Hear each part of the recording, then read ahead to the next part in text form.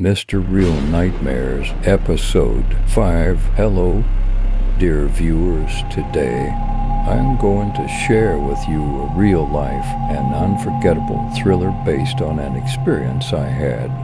This story is based on an actual event from my life, and it will shock you. The story begins like this. I've been a truck driver all my life, and nighttime journeys have become a routine. Dealing with loneliness is not easy, but it's a part of our profession. One night, after a long journey, I decided to stop at a motel to rest instead of sleeping in my truck as I usually do. I stopped as soon as I saw the first motel, a small place on the side of the road next to a gas station. It had red walls and yellow lights, and it looked cozy, but there were no cars parked in front, and no one was around. When I entered the motel, I didn't see anyone. There was no one at the reception. I rang the bell, but no one came. The warmth of the atmosphere inside was unsettling, but I was tired, and I just wanted to rest. I noticed that some of the bedroom doors were open, but all of them were completely empty inside. A strange feeling indeed. In the end, I decided to leave a note, grab a key to room 10, and go inside. I noticed that some of the bedroom doors were open, but all of them were completely empty inside. A strange feeling indeed. In the end, I decided to leave a note, grab a key to room 10, and go inside. When I entered the room, I was surprised. It was a very clean and tidy room, perfect for resting and continuing my journey in the morning. It was past midnight when I went to bed, and I managed to fall asleep within minutes. However, that's when strange things began to happen. Around 11 p.m., the ringing of the motel room's phone startled me awake, groggy and disoriented. I fumbled for the receiver. A voice on the other end claimed there had been a noise complaint about my room. I blinked in confusion, still half dreaming, and replied that this was impossible. I had been sleeping the whole time, and there was no way someone could hear noises coming from my room. The voice persisted, asking if there was someone else in the room making the noise. I insisted that I was alone and that there was no noise coming from my room. The conversation took a strange turn as they repeatedly questioned me about what I was doing in the room number 20, slightly irritated and increasingly suspicious. I assured them that I was alone and not causing any disturbance before hanging up. Exhaustion reclaimed me, and I was so tired that not even this episode could keep me awake. I fell back into slumber almost instantly. The next morning, clarity slowly returned, along with the unsettling realization that the entire interaction was profoundly strange. I hadn't heard any noise from nearby rooms, and it struck me as bizarre that the motel staff had questioned me so persistently. I left my room and went straight to the motel staff to address the issue, but their response frightened me. They claimed they had never called my room that night, suggesting that perhaps I was dreaming. It immediately became evident that someone had been impersonating the motel staff. This made me wonder if they were attempting to verify who was in each room and how many occupants there were. The realization that a stranger had called my room, lied about nose complaints, and inquired about my presence made my skin crawl. I shuddered, thankful that I had always made it a habit to use the extra latch chain lock on the door.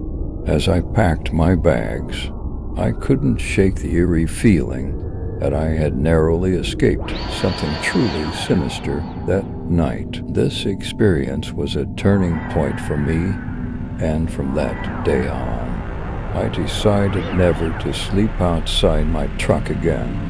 I hope this story affects you and makes you think about the unsolved mysteries that may never come to light. If you have similar stories, please share them in the comments. Remember, the world is full of unknown mysteries. Stay safe and try to avoid adventures. On a tranquil October weekend, my friends and I answered the call of the wilderness, setting out on a camping adventure far removed from the hustle and bustle of city life. Our small, tight-knit group consisted of myself, Sarah, Tom, Jessica, and Mike. We had grown up together, and our annual camping trips were a cherished tradition. Little did we know that this particular journey would lead us down a nightmarish path. Our chosen campsite, a hidden gem deep within the forest, bordered a serene lake surrounded by towering pines. The soothing sounds of nature welcomed us as we pitched our tents and gathered firewood. The afternoon sun cast a golden hue over the landscape, and our laughter filled the air as we shared stories and toasted marshmallows around the campfire. As the sun dipped below the horizon, the forest assumed a different, more enigmatic character. The rustling leaves and chirping crickets, once comforting, now carried an underlying unease. It started with a sensation of being watched. We couldn't help but feel that unseen eyes were observing our every move. At first, we brushed it off as mere imagination, attributing our unease to the unfamiliarity of the wilderness. But as night fell, this unease deepened into something more profound. A strange stillness settled over the campsite, and the towering trees appeared to close in around us. The laughter and conversation ceased, replaced by an eerie quiet. Attempting to alleviate the tension, I suggested we share ghost stories, but as we delved into tales of haunted forests and lost souls, a collective shiver ran down our spines. It was as though the forest itself was listening, absorbing our words and weaving them into its own sinister narrative. Jessica, always the adventurous one, proposed a moonlit hike to the nearby lake. We grabbed our flashlights and ventured into the woods, their shadows and whispers coming to life around us. The path to the lake was overgrown, and the branches seemed to reach out like skeletal fingers scraping against our skin. When we reached the lake, the moon's eerie glow painted the water's surface in a haunting light. It was a moment of tranquility, a brief respite from our growing unease. However, our peace was shattered when we heard footsteps in the darkness. Frozen in fear, our flashlights cut through the shadows, revealing a tall, gaunt figure bathed in the moon's spectral light. His vacant eyes and emotionless expression sent chills down our spines. The sense of dread washed over us, and Jessica whispered that we should return to the campsite.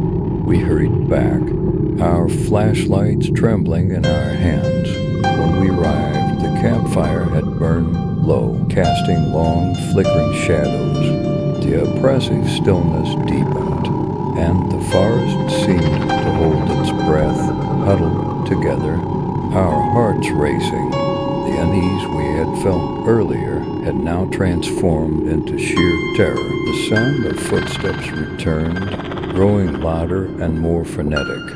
Our flashlights revealed nothing but the looming trees, and the footsteps seemed to surround us.